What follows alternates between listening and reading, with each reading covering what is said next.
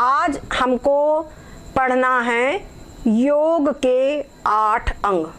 कल ये बात बताई गई थी कि कोई भी व्यक्ति है उसका जब समाधि में जब तक वो विजय प्राप्त नहीं करता है तो तब तक के उसका मन चंचल है, परंतु इस दौर से सबको गुजरना पड़ेगा, है ना।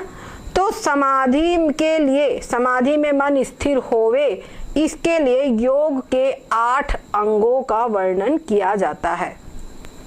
समाधि नाम परमात्मा का है। समाधि यानी क्या, एक बात और समझो, हम लोग समाधि का अर्थ क्या समझते हैं कि कोई आंख बंद करके बैठता है और अंदर में कुछ होता है। अब अंदर में क्या होता है ये किसी को पता है क्या? बोलो, अंदर में क्या होता है उसके मन के भीतर में, ये किसी को पता है क्या? नहीं पता। तो कहते हैं समाधि यानी क्या, ठीक है। तो यहाँ कह रहे हैं समाधि नाम परमात्मा का है। समाधीयते अस्मिन बुद्धिरिति समाधि, जिसमें बुद्धि समाहित की जाए या समाधि लगाई जाए। जिसमें समाधि लगाई जाए मतलब बुद्धि को जिसमें एकाग्र किया जाए, वो कौन है? समाधि के अंदर में बुद्धि को एकाग्र किया जाता है। तो किसमें एकाग्र किया जाता है? परमात्मा में तो एकाग्र करते हैं, चाहे वो साकार स्वरूप में करने चाहे निराकार स्वरूप में करे, पर परमात्मा में तो करते हैं। तो परमात्मा ही समाधि है। तो कह रहे हैं उस समाधि के 8 अंग होते हैं। यम, नियम, आसन, प्राणायाम, प्रत्याहार, धारणा, ध्यान और सविकल्प समाधि। यहाँ पर सविकल्प समाधि योग के अनुसार बताई गई है। ये एक प्रकार से ये बता रहे हैं कि जिनको इन्होंने विचार सागर पूरा पढ़ लिया, तो विचार सागर पढ़ने से क्या हुआ, उत्तम जिज्ञासु को किस प्रकार ज्ञान हो गया, मध्यम को ज्ञान हो गया, कनिष्ठ को भी ज्ञान हो गया। और हमने ये सब कुछ पूरी थ्योरी सब कुछ समझ ली, लेकिन उसके बावजूद भी जो मन है वो अभी अपने लक्ष्य में मतलब परमात्मा में बराबर टिक नहीं रहा है। मन इधर उधर हो जाता है क्योंकि मन चंचल है और अनेकों जन्मों के संस्कार है, तो मन गड़बड़ हो जाता है। तो ऐसी स्थिति में क्या करें?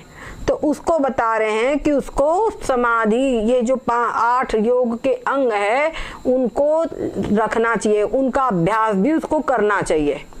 यानी ये नहीं, देखो एक बात है कि जैसे लोग क्या बोलते हैं कि जो आत्मज्ञानी हो गया तो उसको अब किसी चीज की जरूरत नहीं है, ये बोलते हैं ना। तो ये बोलते हैं कि अगर तुम्हारा किसी का समाधि में मन नहीं रुकता है अभी, तो उसको अभी ये जो यम नियम आदि है इनकी आवश्यकता है। और बाद में जब वो समाधि में स्थित हो जाता है, क्या बोलते हैं, समाधि में जब स्थित हो जाता है तो ये यम नियम सब उसके अपने आप होते हैं। तो छोटा बच्चा है आपके घर में, तो छोटे बच्चे को आपको बोलना पड़ेगा, बाहर से कोई आए उनकी चीज नहीं लेना, उनकी चीज नहीं छूना, हाँ दूसरे का अपना नहीं है उसको नहीं छूना, या बच्चे को समझाएंगे, समझाना पड़ता है। पर वही बच्चा जब बड़ा हो जाए तब उसको समझाने की आवश्यकता है क्या? नहीं है। क्यों नहीं है? क्योंकि अब वो दूसरे की चीज खुद ही नहीं छुएगा, समझदार हो गया है ना। अपने घर की चीज भी उठाया, बच्चे का किताब है, मान लो बच्चे ने किताब पकड़ लिया तो हमारी, अरे फाड़ ना दे पेज, छोटा बच्चा है तो फाड़ ना दे, उसके हाथ से बहुत धीरे से लेकर के आप उसको अलग करेंगे पुस्तक से। पर वही बच्चा जब बड़ा हो जाए तो उसके ऊपर में ये टोका टोकी की रोकने की आवश्यकता है क्या? नहीं है, क्योंकि अब वो स्वयं समझदार हो गया है तो वो खुद ही पुस्तक नहीं फाड़ेगा, खुद ही दूसरे की चीज नहीं लेगा, है ना। तो जैसे जो एक प्रारंभिक अवस्था में जो जिज्ञासु होता है उसका मन चंचल होता है, उसके अंदर में यम नियम आदि की अगर कमी होगी तो मन चंचल होगा। यम नियम क्यों बताए जाते हैं? क्योंकि यम नियम आदि से मन की स्थिरता प्राप्त होती है और साथ साथ में शरीर की भी जो चपलता उसका अधिकार, उसमें भी समाप्ति होती है। जैसे अब देख लो एक बंदर है, बंदर को बोलो शांत बैठ जाए, बस बैठ सकता है? बोलो, जैसे बंदर शांत नहीं बैठ सकता, छोटा बालक शांत नहीं बैठ सकता। उसकी शरीर अपन चाहो बेटा, बच्चा छोटा बच्चा पूरी मुट्ठी नहीं खोल सकता, पूरी मुट्ठी नहीं बांध सकता, क्योंकि अभी उसमें वो एबिलिटी नहीं है, है ना। तो बात ऐसी है कि ऐसे जो जिज्ञासु है वो नवीन जिज्ञासु, उस नवीन जिज्ञासु में अभी एबिलिटी नहीं है कि वो समाधि में मन को स्थिर कर सके। ठीक है, अब मन को स्थिर करने के लिए वो बैठता है अभ्यास करने को, लेकिन फिर भी मन में दुनिया भरे के अंदर में तैयार हो जाते सब। समझ गए, दुनिया भरे की चीजें अंदर में तैयार हो जाती है। तो अब दुनिया भरे की जो अंदर में चीजें तैयार हो जाती है उसको क्या करेगा? ऐसा वो समाधि कैसे लगाएगा? बैठा रहेगा, आँख बंद करके बैठा तो वही बात होगी, मन हुआ तो चौदिशी फिरे, है कि नहीं? ये स्थिति होगी। तो ऐसी समाधि लगाने से उसको पुण्य होगा कि पाप होगा? समझ गए ना?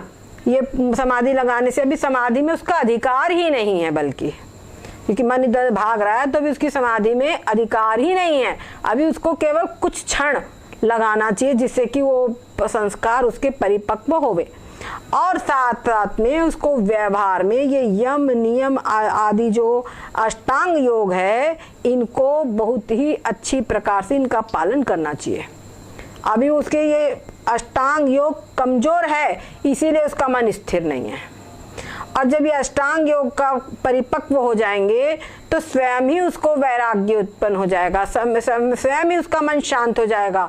जो साधन चतुष्टय है वो सब अपने आप इन सबसे, ये साधन चतुष्टय उत्पन्न करने में मुख्य बात मन की जो एकाग्रता है उसको उत्पन्न करने में, शरीर की एकाग्रता, शरीर तो रहना चाहिए ना, शरीर में भी चपलता होती है। शरीर के अंदर किसी के हाथ कुछ नहीं, निचले नहीं रहते, छेड़छाड़ करने की आदत होती है, तो शरीर भी कभी कभी चपल होता है। तो शरीर की चंचलता, मन की चंचलता, बुद्धि की चंचलता, ये सब चंचलता यम नियम आदि जो अष्टांग योग है इससे समाप्त हो जाती है, और फिर उसका मन समाधि के अंदर में रुकने लगता है, स्थिर हो जाता है। अब उसका जब मन स्थिर होने लग गया तब उसको बोलेंगे अब तेरे को, अब उसको अष्टांग योग की कोई आवश्यकता नहीं है। पर अब वो तो उसके आदत में आ गया है, समझ गए? जैसे बच्चा बड़ा हुआ तो उसके हैबिट में आ गया, अब वो किसी की चीज नहीं छुड़ेगा, उसको समझदारी आ गई। वैसे ही अब इसके हैबिट में आ गया, अब इसके लिए वैसे भी कोई कहे चाहे ना कहे, इसके अंदर में यम नियम आदि ये जो सब कुछ है इसके स्वभाव बन गए हैं। समझ गए ना? जैसे आप लोगों की सबकी आदत है, आप लोग शौच जाओगे तो एक सहज रूप से व्यवस्थित रूप से हाथ वाथ सब धोएंगे, सफाई करेंगे कि नहीं करेंगे? बोलो। और कई लोग ऐसे हैं जो नहीं करते हैं सफाई। ठीक है, अच्छा आपको बोलो आप उनको देख के अपने कैसे रहते हैं, हम तो रह ही नहीं सकते, होगा कि नहीं होगा? तो रह ही नहीं सकते अपन वैसा, क्योंकि अपनी ऐसी आदत बन गई है। और कुछ लोग को यही नहीं पता है कि वहां पे हाथ पाथ भी धोना चाहिए, पैर भी धोना चाहिए। कई लोग होते बाथरूम जाते पाँव नहीं धोते, तो पाँव धोने की क्या जरूरत है? होता है कि नहीं होती? तो अपना अपना जो है, तो ऐसे व्यक्ति की बुद्धि बहुत स्थूल है। समझ गए? ऐसे व्यक्ति की बुद्धि बहुत स्थूल है। तो ऐसे जब सूक्ष्मता से आप देखो, अपने घर में सकरा वगैरह कितना बनाते हो, इसमें भी सूक्ष्मता है कि नहीं है?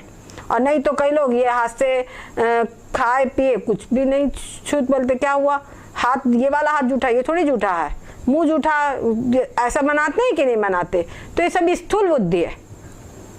तो जब ऐसे धीरे धीरे स्थूल बुद्धि जब उनकी सूक्ष्मता में रहेगी तो वो सूक्ष्म बुद्धि धीरे धीरे वो सूक्ष्म होते होते आत्म तत्व को पकड़ने की योग्यता उसमें आ जाएगी। और जब उसमें आत्म तत्व को पकड़ लिएगा तब उसका सहज स्वभाव हो जाता है, ये यम नियम आदि सब उसका स्वभाव बन जाते हैं। समझ गए? इसका स्वभाव बन जाता। अब इसको बोलो तू चोरी नहीं करना, इसको बोलने की जरूरत पड़ेगी? ब्रह्मचर्य का पालन को उसको बोलने की जरूरत पड़ेगी? कुछ नहीं, उसका स्वभाव बन गया, अपने आप ही सब करेगा। ये बात समझाई जा रही है। ठीक है, अब इसके जो 8 अंग है उनको बता रहे हैं। 5 यम है। ठीक है, 5 यम जो है 5 है। अहिंसा अर्थात अहिंसा, सत्य, अस्तेय, ब्रह्मचर्य और परिग्रह, ये 5 यम हैं। इनमें से सबसे पहले अहिंसा। अहिंसा का अर्थ होता है मन वचन कर्म से किसी को नहीं सताना। हिंसा का मतलब चाकू लेकर के, कोई हथियार लेके किसी का मर्डर करना, यही एक हत्या, यही हिंसा नहीं है। मन वचन कर्म से किसी को सताना, किसी को परेशान करना, किसी को वाणी से कठोर बात बोल देना, ये भी हिंसा है। उस व्यक्ति को क्षति पहुंची, उसका मन आहत हुआ कि नहीं हुआ? आपके कठोर वचन से, तो ये भी हिंसा है, वाणी की हिंसा है। ये शरीर से किसी को मार देना तो बहुत बड़ी बात हो गई, उसके लिए तो सीधे दंड हो ही जाएगा। और मन से किसी का बुरा सोचना, मन से किसी का बुरा सोचना, किसी के लिए गलत संकल्प करना, भगवान इसका बुरा हो जाए, ऐसा संकल्प जो है ये भी मन के द्वारा हिंसा हुई, है ना। देखो हमारे यहाँ पर जब नारियां जब करती, मैंने मन से भी, क्या बोलती है सीता माता की, मैंने मन से भी रघुवर के अतिरिक्त किसी दूसरे का चिंतन नहीं किया।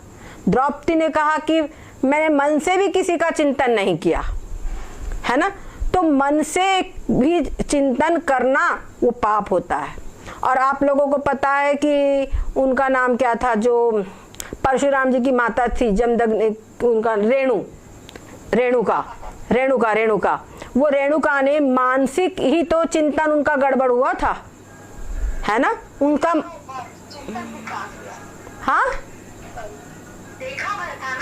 हाँ देखा, उनके मन में विकार उत्पन्न हो गया। बस उनके एक मानसिक व्याभिचार को उनके पति ने जान लिया, तो परशुराम से कहा कि इसकी माँ को समाप्त कर दो, तो अपनी माँ को समाप्त कर दो। तो पिताजी की आज्ञा थी और उसने समाप्त कर दिया, और भाइयों को भी समाप्त कर दिया। और फिर पिताजी प्रसन्न हो गए, बोले बहुत तुम आज्ञाकारी हो, मेरे से वर मांगो। तो बोले पिताजी आप मेरे को यही वरदान दीजिए कि सब लोग जीवित हो जाए और इनको याद न रहे कि मैंने इनकी हत्या किया था, इनका वध किया है, इनको याद न रहे। बस तुरंत जीवित हो गए। तो पिताजी इससे और भी प्रसन्न हुए कि भाइयों के प्रति, माँ के प्रति भी इनकी आस्था है और मेरी आज्ञा का भी पालन किया। और वो जानते थे पिताजी का सामर्थ्य कि पिताजी इनको जीवित भी कर सकते हैं, और माता का वो यानी समझ गए कि नहीं। तो मानसिक भी हमारे यहाँ पर सच पूछा जाए, लोग कुछ कहते हैं कि कलयुग के अंदर में मानसिक जो पाप होते हैं उससे पाप नहीं होते, पर ऐसा कभी भी नहीं है। मानसिक भी अगर आप मन में गलत चिंतन करते हैं तो आपके चिंतन का प्रभाव दूसरे पे अवश्य पड़ता है, नहीं समझे। अगर ऐसा ना होता तो जो सतोगुणी महापुरुष है उनके आसपास रहने से सबको अच्छी भावना क्यों मिल जाती है ना। उनके मन में एक शांति मिलने लगती है।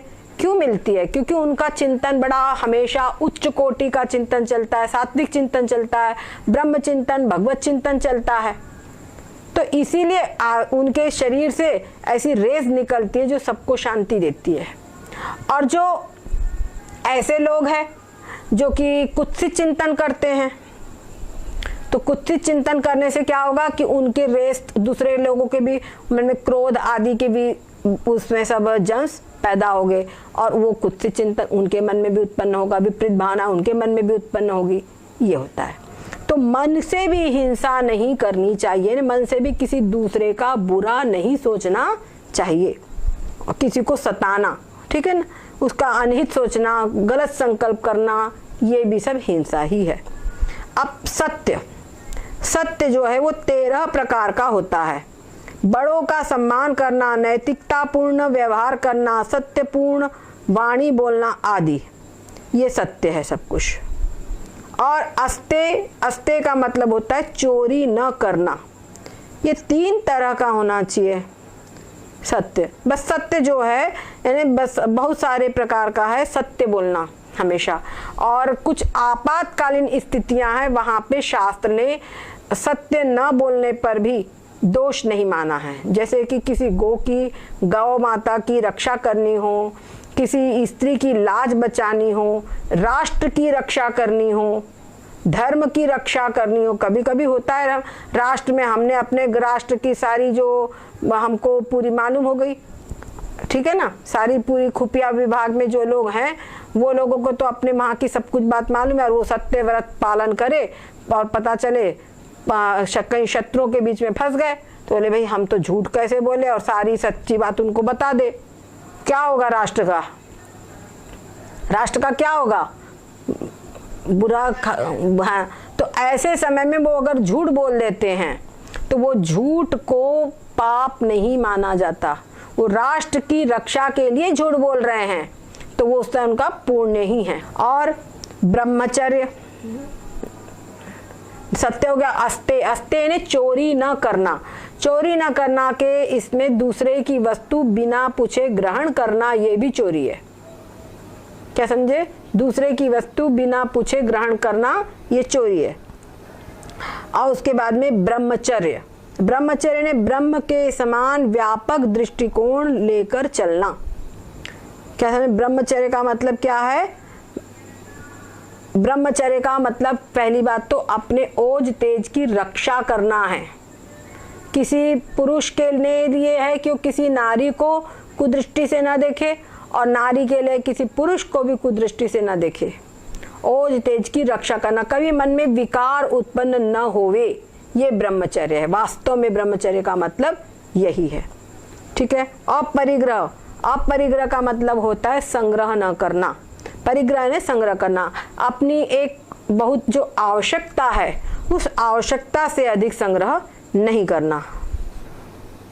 अब चाहे ब्रह्मचारी हो, चाहे गृहस्थ, चाहे वानप्रस्थ और सन्यासी, उतनी ही वस्तुएं पास में रखनी चाहिए जितनी आवश्यक हो। अन्यथा मन आत्मचिंतन न करके इन वस्तुओं का ही चिंतन करेगा कि ये चीज संभाले, वो संभाले। देखो कोई भी अगर कोई समझ लिए आपके घर में आप लोग अन्न है, साल भर के लिए अन्न का संग्रह करते हैं, तो उसको समय समय पर अरे कीड़ा ना लग जाए उसको धूप लगाओ, होता है कि नहीं होता?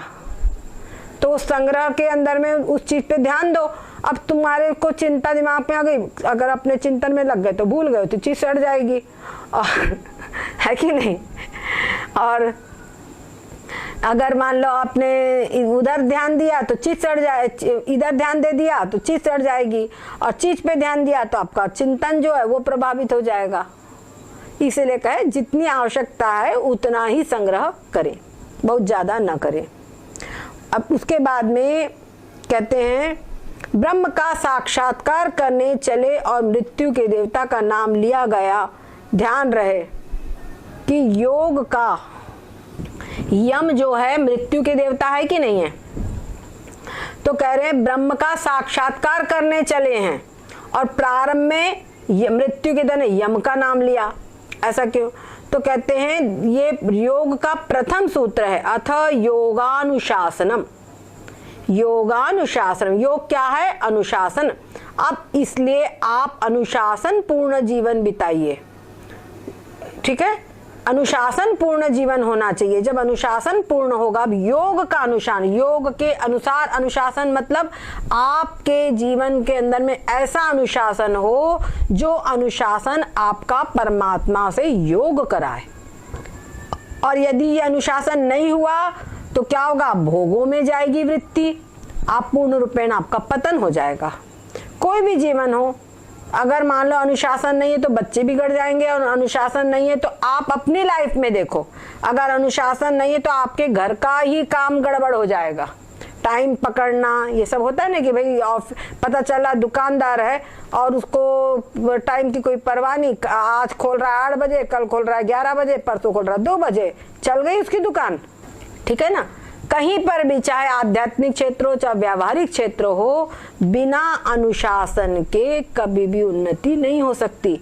और जो अपने नियम अपने आप रखो तो तुमको उन्नति होगी। अपने आप में पंक्चुअलिटी ये सब होना चाहिए तभी। और टाइम, एक बात और बताते, मन जो है अगर आप अपने इसका टाइम यानी अपने क्या कहते, देखो भूख का टाइम आपका है, अगर आपको ने आदत डाली कि हमको भाई 10 बजे खाना है तो 10 बजे बराबर भूख लगेगी। 10 बजे आपको बराबर भूख लगेगी, भूख का टाइम हो गया बच्चों की, बड़ों की, सबकी, है ना? तो जैसे भूख का टाइम होता है तो भूख लगती है, तो क्योंकि सारी वृत्तियों को एक हैबिट बन गई कि इसमें वृत्ति देना। देखो हम आपको उदाहरण बता रहे हैं, मेरे गुरु महाराज, उनको इस समय पर याद नहीं रहता, लेकिन अगर उनको कोई भी जैसे दवाई देना है तो पहले दिन जब दवाई देंगे तो क्या बोलेंगे? रोज नहीं देते हो, ये बोलेंगे रोज नहीं देते हो। और 1-2 दिन दे दिया, फिर उनके दिमाग में हो गया कि हाँ ये लेना है, तो बराबर लेते रहेंगे, फिर उनको नहीं जिद्दी करना पड़ता। और स्टार्टिंग के टाइम पे बड़ी दिक्कत होती है, तो वो क्या दिमाग में एक दिमाग को ऑर्डर हो गया कि इस समय दवाई लेनी है, तो वो हैबिट में आ जाता है। उसी प्रकार से अगर हम ध्यान करते हैं तो अगर हमारा एक फिक्स टाइम है तो जो मन है, दिमाग है, उसको आदत में आ गया है कि इतने बजे मेरे को एकाग्र होकर के भगवत चिंतन ही करना है। तो अगर हम समय की पाबंदी रखते हैं ध्यान में तो उससे हमको बहुत ही सहयोग मिलता है। अपना मन को केंद्रित करने के लिए उसमें सहयोग मिलता है। बच्चों को आप देख लो, पढ़ने का टाइम उसका फिक्स कर दो, पढ़नेंगे बराबर, ऐसा है। और क्या कर रहे हैं,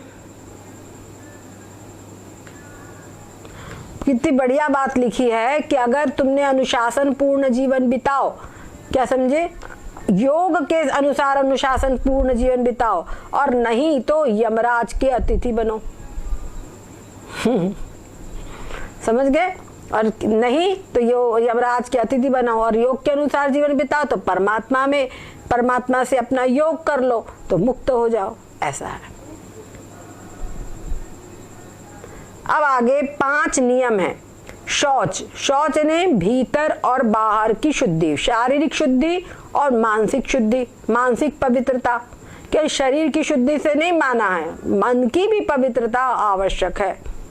संतोष, परिश्रम से उपार्जित किया हुआ जो कुछ आपको प्राप्त होता है या प्रारब्ध से जो कुछ प्राप्त होता है उसी में संतुष्ट रहना। पर ये बात जरूर ध्यान रखो कि ईमानदारी पूर्वक जो हमको प्राप्त होता है वही धन हमको शांति देता है, संतुष्टि देता है। अब तप यानी काया को अपने कर्तव्य की पालन के लिए, अपना जो कर्तव्य है उसके पालन करने के लिए जो कष्ट का सहन करना है उसी का नाम है तप। काया को तपाना, बिना तप के मन शुद्ध नहीं होता, ठीक है। मतलब शरीर से परिश्रम करना ये भी तप है। आप जब करते हो आपका नियम है इतना करना ही है, और फिर किसी कारण से लेट हो गया, गृहस्थ आश्रम के कार्य हो गए, लेकिन आपने नियम बनाने हमको इतना तो करना ही करना है तभी कुछ करेंगे, तो वो आपको इतना करना ही करना है, इतना करे कि पहले हम सोएंगे नहीं, तो ये भी आपका तप ही है।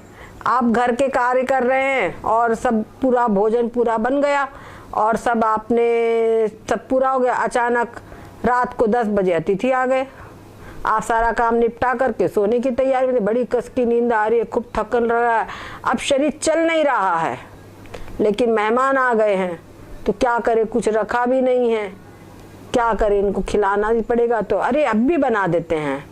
तब आपकी थकान वगैरह सब भाग गई, अरे अब भी बनाते हैं, भी 2 मिनट में बन जाता है, और फटाफट आप भोजन बनाने लगे, फिर चौका बर्तन सारा काम फिर से हो गया। तो ये भी तपस्या ही है, क्या समझे, ये भी तपस्या। और अतिथि देवो भव, अतिथि का सत्कार। ऐसे ही जो भी अपने कर्तव्य कर्म हैं अपने वर्णाश्रम के अनुसार उनको पूरा करने के लिए जो कष्ट सहन करना है उसी का नाम है तप। और वैसे तो पंचाग्नि तापना और खड़े होके जप करना ये सब तप है ही है, पर आप ये भी सब तप है जो हम अपने कर्तव्य पालन के लिए सहन करते हैं। स्वाध्याय,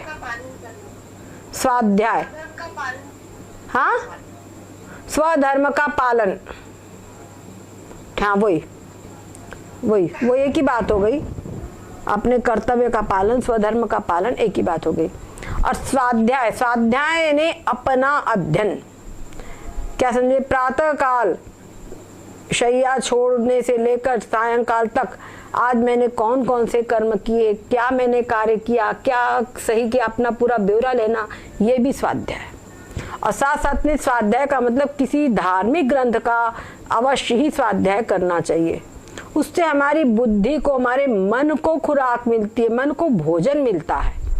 ऐसे शरीर को स्वस्थ रखने के लिए हमको अन्न आदि खाना चाहिए, तभी शरीर स्वस्थ रहेगा। वैसे मन को स्वस्थ रखने के लिए कुछ धार्मिक ग्रंथों का अध्ययन, स्वाध्याय अवश्य करना चाहिए।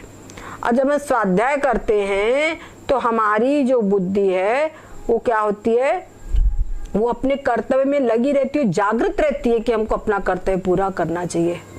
अगर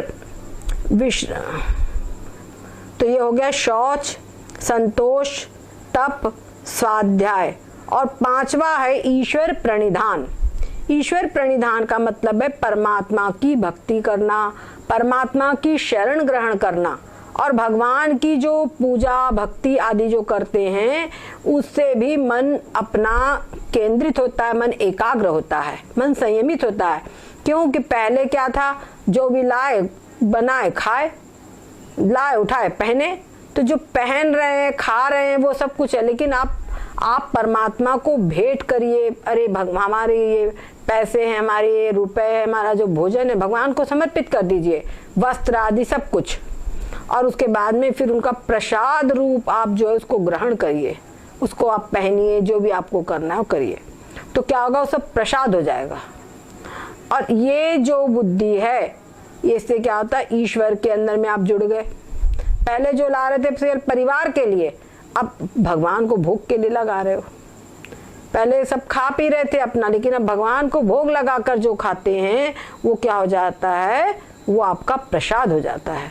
और जो भी भगवान के अपना जो तालमेल है, जो अपना संपर्क है संबंधियों से, स्वजन संबंधियों से, सबसे परिवारजनों से जो अपना स्नेह है, वो स्नेह बंधन वहां से हटा करके परमात्मा में लगाना, ये वास्तव में ईश्वर प्रणिधान है। और जब परमात्मा में हम लगा देते हैं, भगवान कहता है मम पद मन ही बांध बर डोरी। क्या समझे, जो समस्त जो अपने स्वजन संबंधी है उनका अंदर में आप एक स्नेह रूपी धागे से अब बंधे हुए हैं, सब स्नेह की डोर से सब बंधे हुए हैं। तो क्या करे, उस डोर को जो परिवारजनों में है वो डोर को वहां से छुड़ा ले, और उस डोर को हर जगह से, जैसे 5 घर में सदस्य है तो 5 जनों के से एक एक डोर बंधी हुई है, एक एक, ठीक है, तो एक एक डोर को वो सब जगह से छुड़ा ले, और उस डोर को ऐसे बट करके 5 को मिला करके ऐसे बट ले, और एक रस्सी बन जाएगी मजबूत, है ना। अब वो रस्सी कैसी बनेगी, मजबूत, और वो जो मजबूत रस्सी है उससे मम पद मन ही बांध बर डोरी।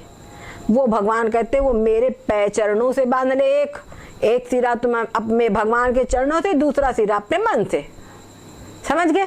तो हमारा मन कहाँ, परमात्मा में लगा रहेगा, ठीक है, ये परमात्मा में लगा रहेगा। तो ऐसा जब होगा तो परमात्मा में पहले भेदभाव से लगेगा, फिर वही परमात्मा सर्वत्र सर्वव्यापक दिखने लगेगा। और ये जो आत्मचिंतन में ज्ञान नहीं हो रहा था, ब्रह्माकार वृत्ति नहीं हो रही थी, ये जो प्रतिबंधक थे, वो सारे प्रतिबंधक उसके बाद में फिर सब समाप्त हो जाते हैं, ठीक है। तो इस प्रकार से ये ईश्वर प्रणिधान, ठीक है, ईश्वर प्रणिधान, ये 2 हो गए यम और नियम का आज हमने वर्णन किया। अब इसके बाद में जो आसन है, आसन कई प्रकार के हैं, आसन कई प्रकार के हैं।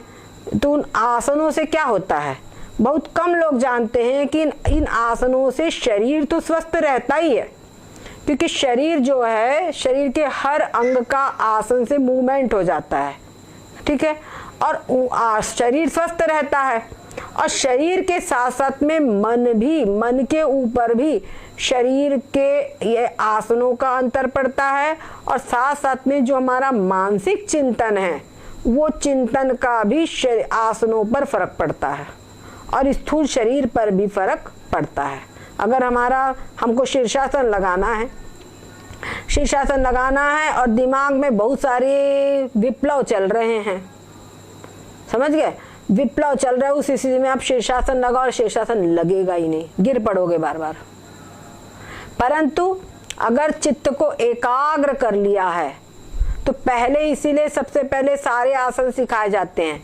सारे आसनों में क्या है, ऐसा पकड़ो, स्थिर वैसी रहो, सांस रोको, ये होता है कि नहीं होता। तो इससे शरीर भी स्वस्थ होता है और मन भी स्वस्थ होता है। और उसकी एक विधि है, कोई भी श्वास हो, कोई भी आसन करने के लिए इस समय पर श्वास लो, इस समय पर छोड़ो, एक विधि है।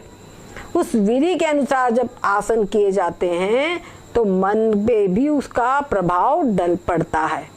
और उसके बाद में जो आसन है, कुछ आसनों के नाम बता दे रहे हैं, पर विशेष रूप से जो आप लोगों को करना चाहिए आसन, उसके अंदर में बहुत ही सरल आसन जो है वो है पश्चिमोत्तान। एक तो सूर्य नमस्कार, सूर्य नमस्कार जो है अवश्य ही करना चाहिए सबको, 12 सूर्य नमस्कार।